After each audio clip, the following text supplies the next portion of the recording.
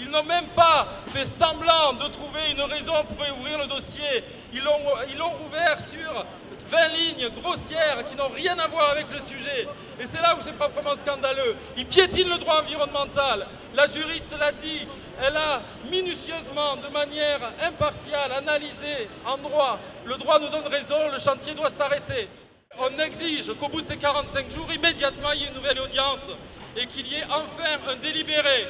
Que la justice ait le courage de prendre une décision et arrête de gagner du temps.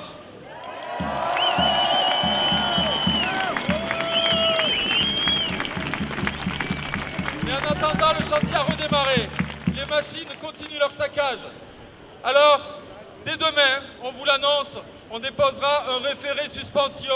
Un référé suspension, c'est une démarche accélérée qui est liée au recours au fond en annulation et qui permet de suspendre le chantier en attendant qu'enfin la justice se prononce au fond. Ce référé suspension, il repose sur deux notions. Sur une notion d'urgence, l'urgence clairement alliée. Il y a des engins qui font n'importe quoi en ce moment même. Mais il repose aussi sur une notion d'évidence.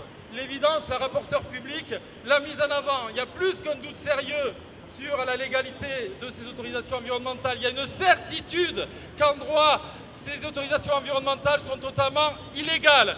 Donc le juge des référés, s'il s'aligne sur ce que fait la juge actuellement, on saura que ce n'est pas à la marge une juge qui décide de s'aligner sur des consignes ministérielles. C'est la justice à elle-même qui est pourrie de l'intérieur.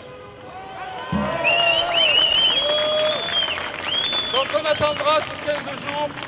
On déposera ce référé dès demain. Le juge des référés n'aura d'autre choix que de suspendre le chantier en attendant le délibéré. Ce projet sera arrêté à un moment ou à un autre. Il ne sera jamais trop tard. Il est hors de question qu'il y ait des usines à bitume qui démarrent alors qu'on a raison en droit.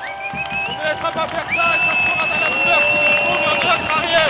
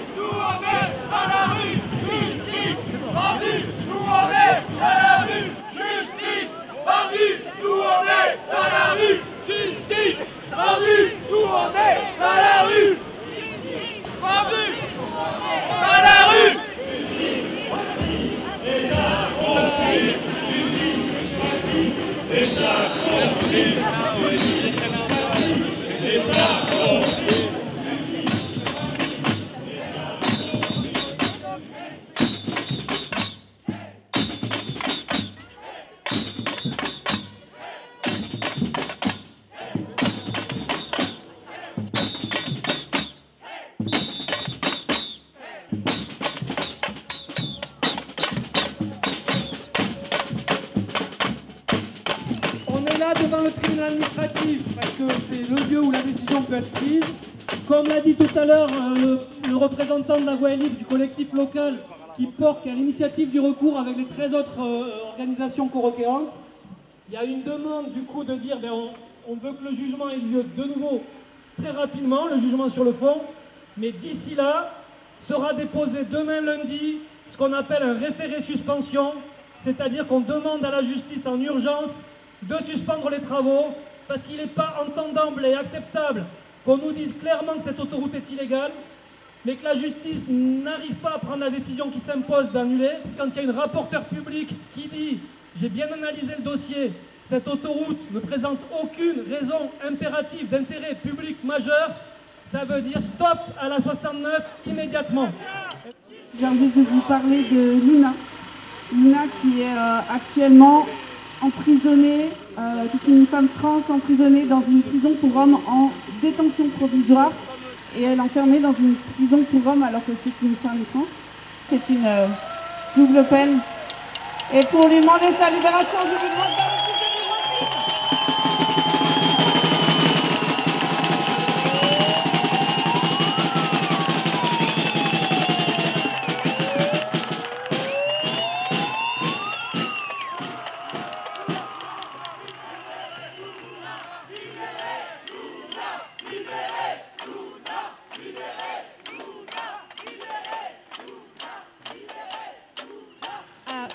of all, I want to tell you that the whole of Europe is looking at you.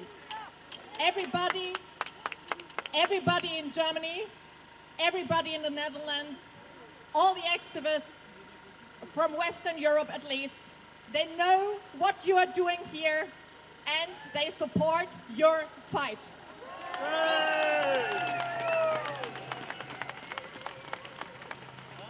I come from the climate movement in Germany, and we have fought against the highways in the same way as you have.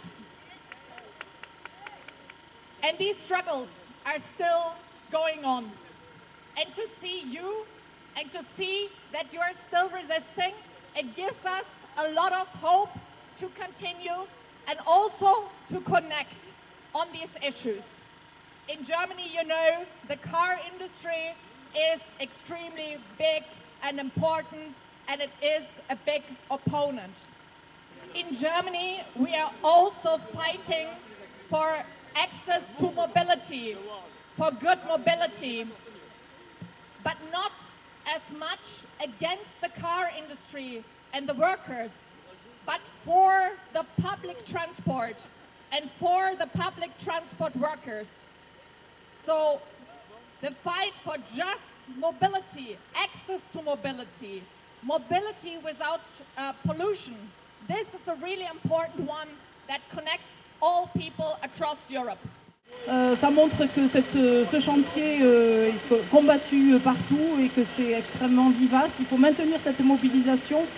Et moi, j'essaie de la maintenir à l'Assemblée nationale dans un contexte qui, comme vous le savez, n'est pas très favorable, pas très facile, puisque on est en train de reparler du budget et on parle du coup un peu moins de la 69, puisque je n'ai pas pu terminer la commission d'enquête du fil de la dissolution. J'essaie de réactiver la commission d'enquête par une autre voie pour pouvoir produire le rapport. J'ai déposé par ailleurs, sans attendre évidemment le rapport de la commission d'enquête, 2 propositions de loi. Une première qui est un moratoire sur les projets routiers, autoroutiers, parce qu'il n'y a pas que la 69, il y a aussi d'autres projets dans toute la France pour lesquels nous devons à un moment donné nous arrêter et réfléchir et nous dire est-ce qu'en 2024, avec les données scientifiques dont nous disposons et est-ce qu'avec les contraintes budgétaires qui sont les nôtres, puisqu'on les connaît tous, est-ce qu'il est toujours nécessaire, est-ce que ces projets sont toujours nécessaires ou pas? D'autres pays l'ont fait, le pays de Galles l'a fait, la Wallonie l'a fait, là, en Allemagne il se pose la question, en Espagne également. Il n'y a pas de raison qu'en France nous ne nous interrogions pas sur ces projets qui datent de 30 ou 40 ans et pour lesquels évidemment il y a d'autres enjeux aujourd'hui extrêmement indispensables, c'est-à-dire préserver notre souveraineté alimentaire, nos terres agricoles et préserver évidemment la biodiversité. Je ne parle pas évidemment de la question du tarif, puisque une des choses qui m'a le plus surprise dans cette commission d'enquête, c'est de me rendre compte que les élus qui sont favorables à la commission d'enquête, en fait, ne connaissent rien au dossier. Et c'est bien normal, puisque ce dossier est couvert par le secret des affaires. Et donc, ils ont donné leurs accords, ils ont donné leur financement en notre nom, parce que ce sont nos impôts, que je sache. Eh bien, ils l'ont donné sans connaître le dossier, sans savoir combien les gens allaient payer lorsqu'ils allaient prendre cette autoroute. Et c'est grâce à la commission d'enquête que ça a été révélé. Mais à peu près 20 € pour les voitures des particuliers, à peu près 26 € pour les artisans et 3 à 4 fois plus pour les poids lourds, puisque dans le contrat, il est indiqué que ce sera au détriment des voitures, en faveur des voitures, pour baisser le prix un petit peu des voitures, que les poids lourds paieront davantage, ce qui veut dire 3 à 4 fois plus, c'est-à-dire entre 60 et 80 € aller-retour pour les camions pour faire Castres-Toulouse. Vous imaginez la prise en charge de ce montant à répercuter soit sur les marges ou à répercuter soit sur les prix et qui, comme le disait Myriam, ne sont pas du tout favorables aux entreprises. Et puis en dernier lieu, je voudrais quand même insister sur le fait que j'ai déposé également, et c'est de cela dont je voudrais vous parler particulièrement, une proposition de loi contre le secret des affaires, parce que c'est à cause du secret des affaires que dans tous ces dossiers, tous autant qu'ils sont routiers, concernant toute la privatisation de nos biens communs, que nous, en tant que citoyens, nous ne sommes pas suffisamment éclairés pour pouvoir combattre ces dossiers au moment des autorisations environnementales. Il faut tenir bon face à ces élus qui déroulent le tapis rouge au lobby qui disent n'importe quoi, qui se servent des médias dans le Tarn notamment pour dire n'importe quoi, parce qu'il est faux que tout le monde est pour cette autoroute dans le Tarn. Seulement 4% des entreprises sont pour les autoroutes dans le Tarn. Seulement 20% des élus sont dans le Tarn et 90% de l'enquête publique, donc du peuple, est contre cette autoroute. Donc je ne vais pas parler plus puisqu'ils sont pressés, mais on ne lâche rien, on sera toujours auprès de vous, on continuera sur le terrain, à l'Assemblée, en circo, partout. Vous pouvez compter sur nous et nos macadam et moratoire. Il est urgent de mettre ce moratoire en place et que la justice nous entende, que la justice reprenne en fait qu'ils aient du courage pour aller contre ce projet d'autoroute, parce que la justice doit être impartiale, ils doivent prouver qu'elle est impartiale pour que les citoyens aient confiance en eux. Merci beaucoup. On a pris ma feuille d'impôt, mon numéro, et puis on a mis un autre propriétaire à côté, propriétaire du château Scopon. On a changé le nom, on l'a appelé Château du Pastelier, et ça c'est tout juste antidémocratique. Je ne supporte pas cette violence qu'il y a. Je ne supporte pas cette violence qu'il y a à l'égard des personnes qui sauvent le patrimoine. Voilà, puis de l'indifférence. Alors justement, j'ai la chance d'avoir à côté de moi Madame Christine Arregui, qui a lancé la commission parlementaire et elle a essayé d'auditionner l'architecte des bâtiments de France, parce que logiquement, moda mater, psychologiquement, j'avais sanctuarisé les 500 mètres de distance pour protéger les monuments. Et en fait, l'autoroute s'invite à 180 mètres. Et du coup, elle a fait la démarche, Madame Arregui, et j'en suis très fier, et je la remercie. Mais malheureusement, le président de la commission, M. Jean Terlier, député du Tarn, il a refusé l'audition, carrément, pour pas que l'architecte des bâtiments de France puisse expliquer le pourquoi du comment. Je trouve ça totalement honteux et antidémocratique, et c'est révoltant, et je suis révolté.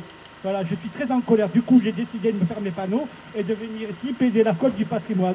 Et s'il n'y a pas de respect, il ne faut pas s'étonner d'avoir tous les mouvements qu'il y a partout. Il ne faut pas s'en étonner. Les auteurs de ces délits ont qu'à se poser des questions et se remettre en cause. Et je pense que c'est eux qu'il faut aller chercher maintenant, pour savoir comment ça a pu se produire, ça. Voilà, merci beaucoup. Merci.